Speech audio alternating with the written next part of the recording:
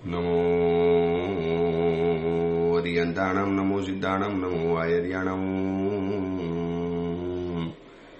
નમો વજ્જાયાણમ નમો લોહે સૌવસાવણમ એસો પંચ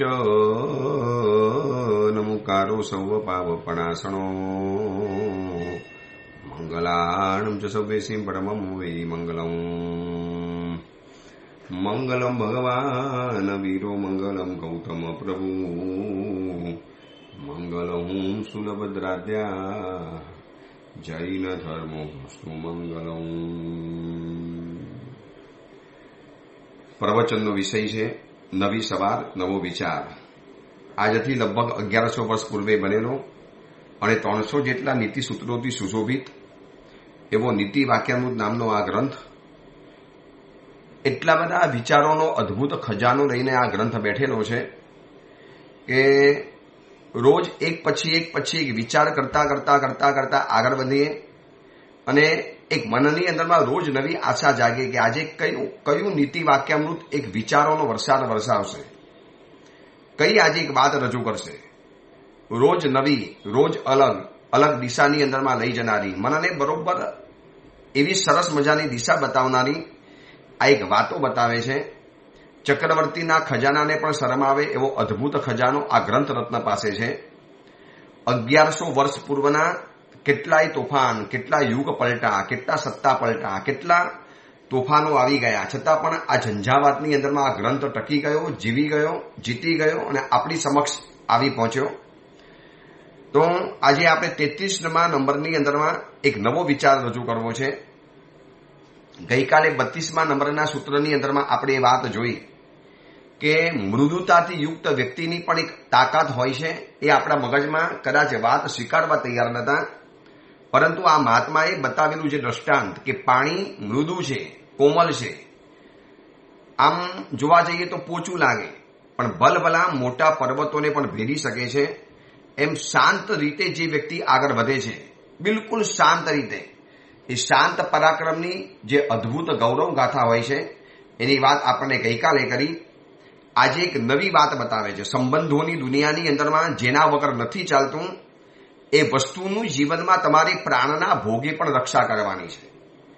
એમ લાગે કે આ મહાત્મા કેટલા બધા મનોવૈજ્ઞાનિક હશે, કેટલી બધી મનની આંટી ઘૂંટીઓને જાણતા હશે, મનની અંદરમાં થનારી ઉથલપાથલ અને એના કારણે સંબંધોમાં થનારી જે અસર, એનાથી કેટલા બધા વાકેફ હશે આ મહાત્મા.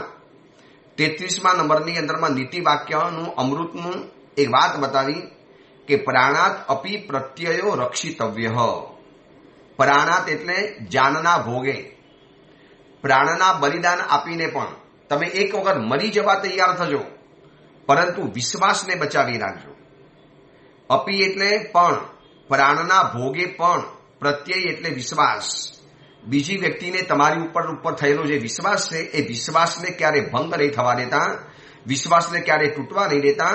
એકવાર ઘર ભાંગે તો ચાલે, હાડકા ભાંગે તો ચાલે, એકવાર તમારો જાન જાય તો ચાલે. મહાત્માએ કેટલી અદ્ભુત વાત બતાવી દીધી. પ્રાણાત અપી, જાનનું બલિદાન આપી દેવું પડે તો આપી દેજો, શ્વાસનું બલિદાન આપી દેવાનું, પણ વિશ્વાસને ટકાવી રાખવાનું. શ્વાસ અને વિશ્વાસ જ્યારે સામસામે ટકરાય અને એવો પ્રસંગ આવી જાય કે કદાચ શ્વાસ મૂકી દેવા પડે, શ્વાસ રોકી દેવા પડે, પ્રાણનું બલિદાન આપી દેવું પડે, જાન કુરબાન કરી દેવા પડે, કદાચ મરવું પસંદ કરવું પડે તો મરી જવાનું. જોજો આ મહાત્મા પોતે કહે છે, આ ગ્રંથકાર, નીતિ વાક્યામૃત ગ્રંથકાર મહાત્મા કહે છે કે શું વિશ્વાસનું મહત્વ હશે, વિશ્વાસ કેટલો બધો જરૂરી હશે. વિશ્વાસ એ સહી વિનાના હસ્તાક્ષર છે. એમાં કોઈ સહી નથી આવતી, પણ એ પરસ્પર, મને તમારી ઉપર વિશ્વાસ, તમને મારી ઉપરનો જે વિશ્વાસ, આ સહી વગરનો હસ્તાક્ષર, કોઈ સિગ્નેચર નથી. સિગ્નેચર વગરની સાઇન છે. એમાં કોઈ તમારે સાઇન નથી કરવી પડતી, નીચે તમારું નામ નથી લખવું પડતું, પણ પરસ્પરનો જે વિશ્વાસ, આ વિશ્વાસ ઉપર તો લોકોએ કરોડો રૂપિયા આપી દીધા અને વિશ્વાસથી પાછા મળી પણ ગયા. ન કોઈ કાગળમાં લખવાનું, ન કોઈ વાત કરવાની. અને એટલા માટે સંબંધોની દુનિયાની અંદરમાં પ્રેમ કરતા પણ વિશ્વાસ એક આગળ નંબર ધરાવે છે. જો પ્રેમ કરનારા મને તમને બહુ મળશે, પણ વિશ્વાસ કરનારા બહુ ઓછા મળશે. અને કોઈક વ્યક્તિનો વિશ્વાસ જીતવો એ આ દુનિયાનું સૌથી કઠિનમાં કઠિન કામ છે. વિશ્વ વિજેતા બનવું સહેલું, પણ કોઈના વિશ્વાસને જીતી બતાવવો એ અત્યંત કઠિન કામ છે. અને આજનો જે પડતો જે યુગ દેખાય છે ને, આ યુગની અંદરમાં ઘણા પ્રકારના મૂલ્યો ખતમ થઈ ગયા. મૂલ્ય એટલે જીવનની નૈતિકતા લગભગ ઘણી ભાગની ખતમ થવાની અંદરમાં આવી. પણ એમાં સૌથી વધુ ઝપાટા બંધ કોઈ ઘટ્યું હોય તો કદાચ મારા હિસાબે એમ કહી શકાય કે આ એક વિશ્વાસઘાતના કારણે ઘણી બાબતોના પરિબળોની અંદરમાં પતન થવાની અંદરમાં આવ્યું. એક જે વિશ્વાસઘાત થવાની અંદરમાં આવ્યો, પેટની અંદરમાં આવેલો બાળક છે, તમે પોતેને જાતે બોલાવ્યો છે, તમે એને આમંત્રણ આપીને બોલાવ્યો છે, સ્ત્રી અને પુરુષનો સંયોગ થયો અને એનાથી ગર્ભની અંદરમાં એક બાળકનો જન્મ થઈ ગયો. હવે સંતાન વિશ્વાસથી તમારા શરીરની અંદરમાં આશરો લઈને રહેલો છે અને માં પણ એનો ગર્ભપાત કરાવી નાખે. આ ગર્ભપાત નથી, આ વિશ્વાસઘાત છે.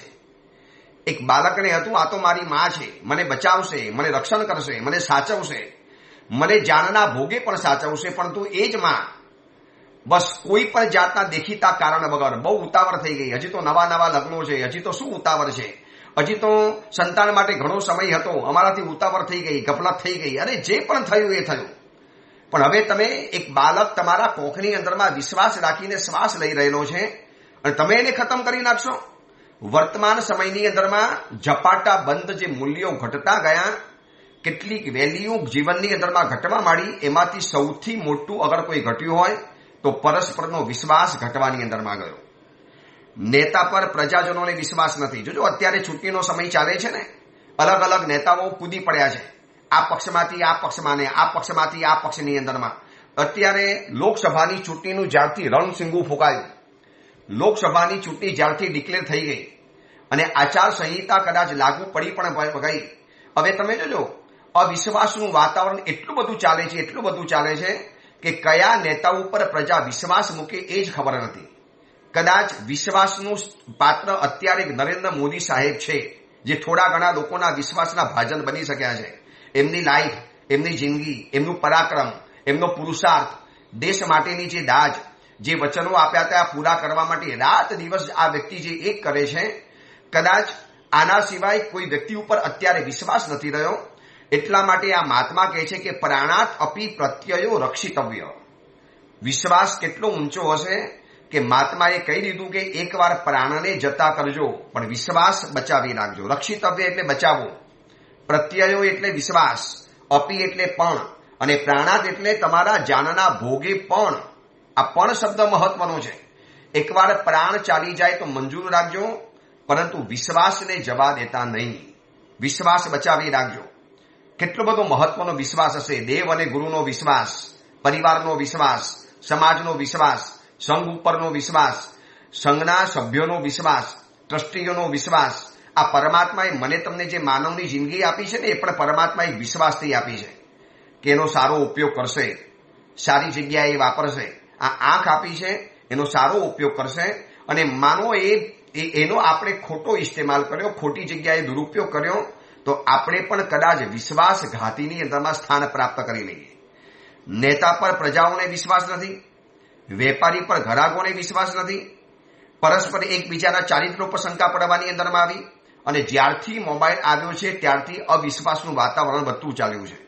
પિતાને પુત્ર ઉપર, મમ્મીને દીકરી ઉપર, દરેક પવિત્ર સંબંધો ઉપર અવિશ્વાસનું ગ્રહણ લાગી ગયું છે. દરેક પવિત્ર સંબંધો ઉપર. પછી એ ભક્ત અને ભગવાનનો પણ સંબંધ હતો, ત્યાં પણ વિશ્વાસ નથી રહ્યો. મારા ભગવાન મારી વાત માનશે, મને સુખી કરશે, આજે નહીં તો કાલે પરમાત્મા મારી સામે જોવાના છે. મારું અત્યારે કર્મનો ઉદય છે, માટે મને ભલે જીવનમાં નથી મળતું, પણ એક દિવસ મારો આવશે. આવો એક જે વિશ્વાસ હતો ને, એ વિશ્વાસથી. અને હું તમને કહું, આ વિશ્વની મંગલ ત્રિપુટી છે, મંગલ ત્રિપુટી. આ ત્રણ વસ્તુ અગર જીવનની અંદરમાં આવી ગઈ, શ્રદ્ધા, પ્રેમ અને વિશ્વાસ, આ ત્રણ ચીજ જીવનની અંદરમાં આવી ગઈ, માનો બધું જ આપણા જીવનમાં આવી ગયું. બધું જ.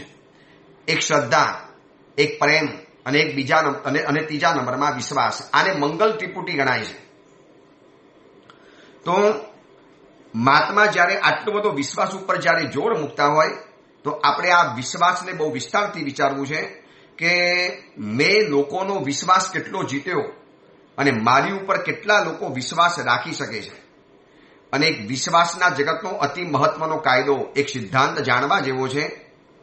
विश्वासनी दुनियानो एक प्रिंसिपल है, एक सिद्धांत है कि अगर विश्वास मांगते हो तो पहला तमारे कोकने विश्वास आपवो पड़शे। हूँ अगर कोईनो विश्वास मांगतो होऊं ने तो मारे पहला एने विश्वास आपवो पड़शे। हूँ विश्वास आपवा तैयार नथी तो पछी मने पण विश्वास मांगवानो कोई अधिकार नथी।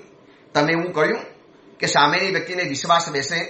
तमे एवुं करी बताव्युं के सामेनी व्यक्तिने भरोसो बेसी शके? तमे एवुं कंईक करी बताव्युं के सामेना व्यक्तिने तमारी उपर एटली बधी आस्था बेसी जाय? नहीं, आ छे ने मने कोई चिंता नथी। આજે માતા પિતાઓને એવું નથી કે દીકરો છે એટલે મારી સેવા કરશે જ, ગુરુને પણ એટલો વિશ્વાસ નથી કે બસ ચેલો છે એટલે મારી સેવા કરશે જ, ચેલાને પણ એવું નથી કે ગુરુદેવ છે એટલે મને જિંદગી પર સાચવશે રાખશે, હું જેવો છું તેવો છું। પતિ પત્નીને પણ પરસ્પર એવો ભરોસો નથી કે લગ્નની ચોરીની અંદરમાં સપ્તપદીના જે વચનો આપીને લગ્ન કરી ચૂકેલા છીએ તો હવે પરસ્પર એકબીજાને વફાદાર જ રહીશું, એકબીજાને સંભાળી લઈશું, સાચવી લઈશું। મોટા ભાગે વર્તમાન સમયની અંદરમાં અવિશ્વાસની એટલી મોટી તાકાત છવાઈ ગઈ છે, અવિશ્વાસનું વાતાવરણ એટલું બધું છવાઈ ગયું છે, કોરોના કરતા પણ આ અવિશ્વાસનો વાયરસ સમાજની અંદરમાં ભયંકર રીતે ફેલાઈ ગયો છે, ભયંકર રીતે। અને રોજ જે અલગ અલગ એક્ઝામ્પલ જોવા માટે મળે છે, અલગ અલગ પ્રસંગો જોવા માટે મળે છે કે દીકરાઓએ ભેગા થઈને માતાને જીવતી જલાવી દીધી, ત્યારે કોને વિશ્વાસ બેસે કે આવતીકાલે દીકરાઓ પણ મને સાચવશે? ઘરમાં ઓલરેડી 4 દીકરા હતા છતાં પણ માતા 4 દીકરાઓને છોડીને પ્રેમી સાથે ભાગી ગઈ, ત્યારે દીકરાઓને પણ એમ થાય છે કે કઈ માતા ઉપર વિશ્વાસ કરવાનો? જે વિશ્વાસનું સ્વરૂપ હતા, વિશ્વાસનું એક બીજું નામ હતું, એવા સંબંધો ઉપર પણ વર્તમાન સમયની અંદરમાં અવિશ્વાસ થવા માંડેલો છે। તો આ વિશ્વાસની જગતનો એક દુનિયાનો અતિ મહત્વનો કાયદો ધ્યાનમાં રાખવા જેવો છે। અગર आप विश्वास मांगते हो तो पहला तमारे विश्वास आपवो पड़शे।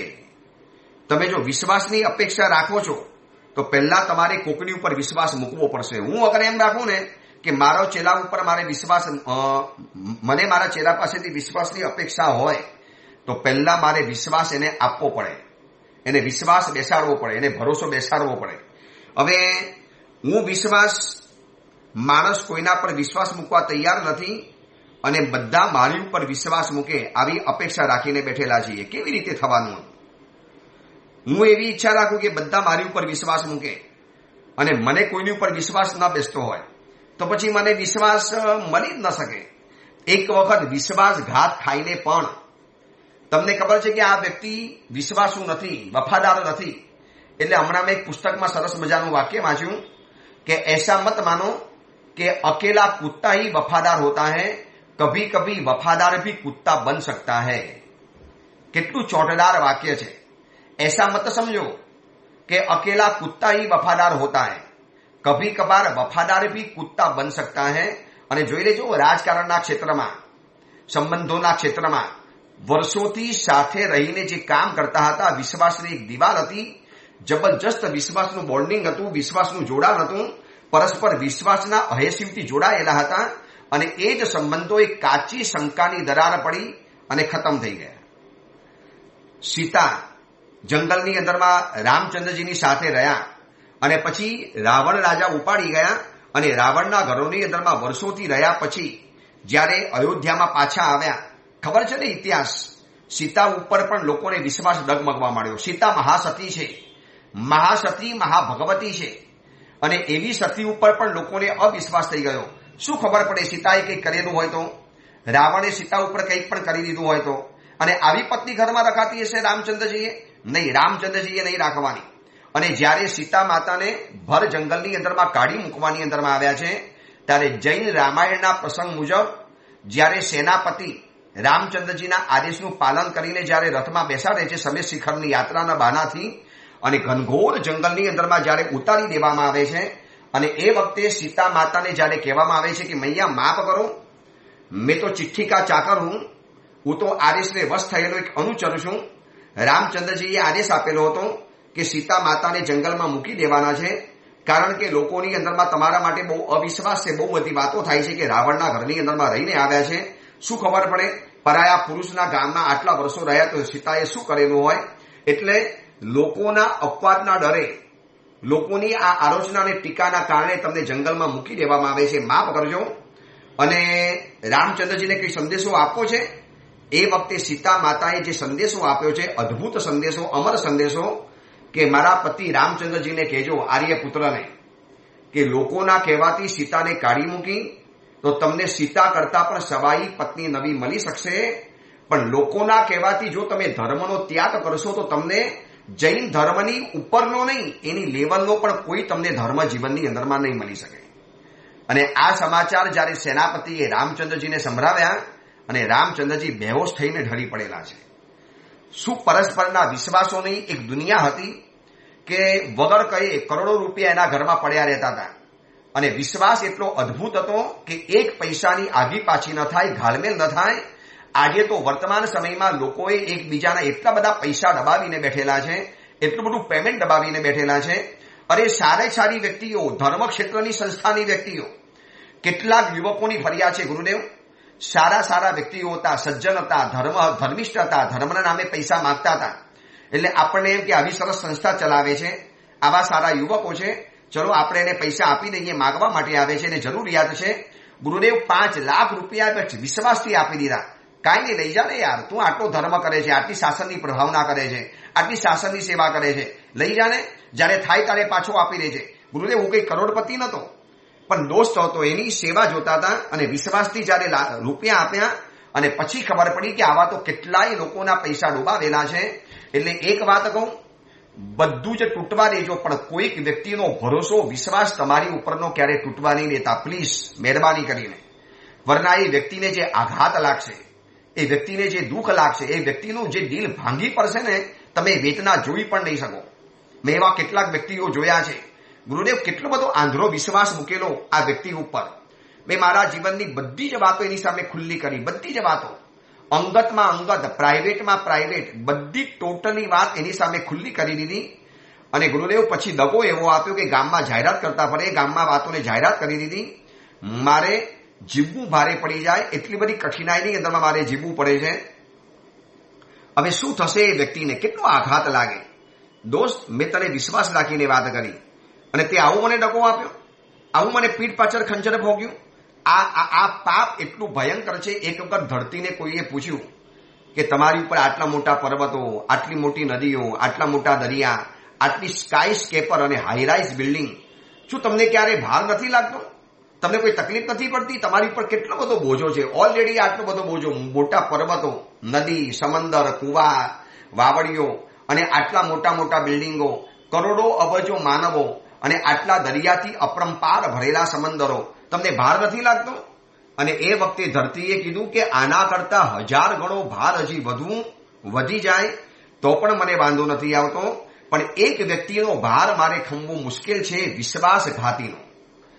અને ધરતીને કોઈએ પૂછ્યું કે આવી વિશ્વાસઘાતી વ્યક્તિ તમને જોવા માટે મને તારે શું થાય છે? ત્યારે ધરતી કહે છે કે હું પણ કાંપી ઉઠું છું અને મારા કંપવાને લોકો અર્થ કહેવાય ભૂકંપ કહે છે. કે અમે જે ધરતી માતા કંપી ઉઠે છે ને, ક્યારેક વિશ્વાસઘાતી વ્યક્તિઓને જોઈને અમે ધ્રવી જઈએ છીએ. આવો માણસ આટલો બધો દગાખોર, આટલો બધો વિશ્વાસઘાત કરી દીધો. એક સુશીલ સજ્જન સન્નારી પત્ની તમારી પત્ની બની છે અને તમે છતાં પણ બીજો એક સંબંધ રાખતા હો, કોઈ પરાઈ સ્ત્રી સાથે તમે સંબંધ રાખતા હો અને આ સ્ત્રીને ખબર નથી, એ તો તમારી ઉપર બહુ વિશ્વાસ રાખીને બેઠેલી છે. એટલે હું ઘણીવાર લોકોને કહું છું, એવી વ્યક્તિની સામે ક્યારેય જૂઠ નહીં બોલતા કે જેને તમારા જૂઠ ઉપર પણ વિશ્વાસ છે. પ્લીઝ, તમે આ વ્યક્તિને ક્યારેય છેતરવાની કોશિશ નહીં કરતા. જેને તમારા જૂઠ ઉપર વિશ્વાસ છે, એ તમારા જૂઠને સત્ય માની લેવાનો છે. એ પતિને પૂછશે કેમ મોડું થયું, આજે ગાડી બગડી ગઈ, આજે ઓફિસમાં કામ વધારે હતું, આજે ફલાણું હતું, અને આ જૂઠું બોલે છે. પતિ તો કોકની સાથે ફરતો હતો, કોઈ પરાઈ સ્ત્રીના પ્રેમના પાસની અંદરમાં બંધાઈ ગયેલો હતો.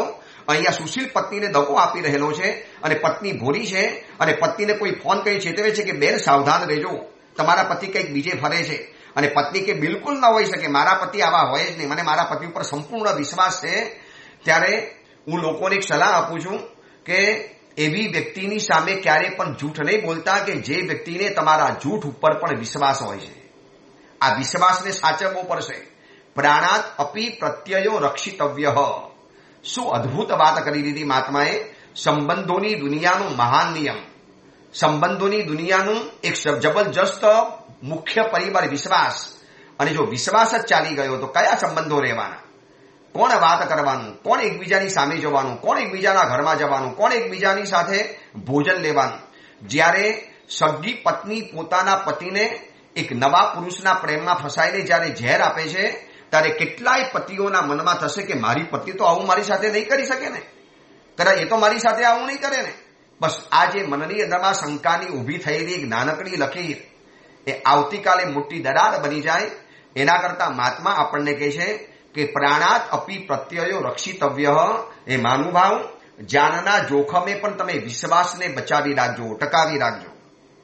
અગર તમે ચાહતા હો કે લોકો મારી ઉપર વિશ્વાસ મૂકે, અને એક વાત સમજી રાખજો, બીજો માણસ આપણી ઉપર વિશ્વાસ મૂકી શકે એ જ મારા તમારા જીવનની મોટામાં મોટી સફળતા. મેં પહેલા પણ કીધેલું, આજે ફરી વાર કહી રહ્યો છું.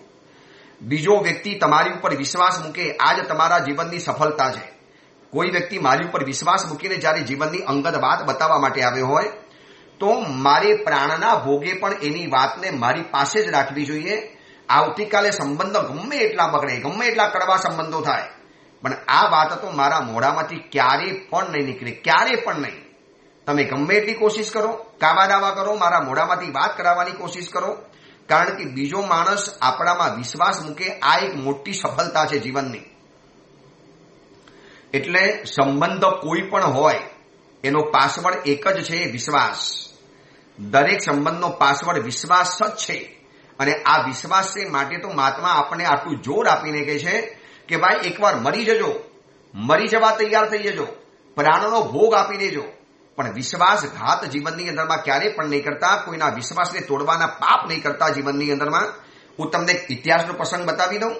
જ્યારે પરમાત્મા મહાવીર નિર્વાણ પામ્યા અને સૈનિક રાજા પછી સૈનિક રાજાનો દીકરો કોણિક અને કોણિકનો દીકરો ઉદાઈ એ રાજ્યની અંદરમાં આવ્યો. અને આ ઉદાઈ એટલે કે ઉદય રાજાની સાથે એક બીજા કોઈ રાજાને વેર બંધાયેલું. હવે એ રાજાને વેરની તૃપ્તિ કરવી હતી, કોઈ પણ હિસાબે ઉદય રાજાને ખતમ કરવો હતો. બહુ બધી કોશિશ કરી, પણ રાજાનું સુરક્ષા ચક્ર ભેદી ન શક્યો. એના બોડીગાર્ડ્સ, એના જે પણ એ સમયની અંદરમાં સુરક્ષા વ્યવસ્થા હતી, કેટલી કોશિશ કર્યા પછી પણ જ્યારે રાજા મારી નથી શક્યો, ત્યારે એના શત્રુ રાજાએ સભાની અંદરમાં જાહેરાત કરી કે જે ઉદયન રાજાને મારી લાવશે એ માગે એટલા રાજ્ય, માગે એટલા ગામ ને માગે એટલી કન્યાઓ સાથે લગ્ન કરાવી દઈશ. એટલે એક વ્યક્તિ તૈયાર થયો. એને કીધું કે હું કોઈ પણ હિસાબે ઉદયન રાજાનું માથું કાપીને તમારા ચરણોની અંદરમાં હાજર કરીશ, હું મારી રીતે એને મારી નાખીશ. હવે એને એમ કે હશે કંઈક કરશે. હવે શું થયું ખબર છે? ઉદયન રાજા રોજ 14નું પ્રતિક્રમણ કરે, પૌષધ કરે. એવરી 14 રાજમહેલમાંથી છોડીને ઉપાસેમાં તો આવી ન શકે, સામાન્ય લોકોની સાથે રહી ન શકે સુરક્ષાની દ્રષ્ટિએ.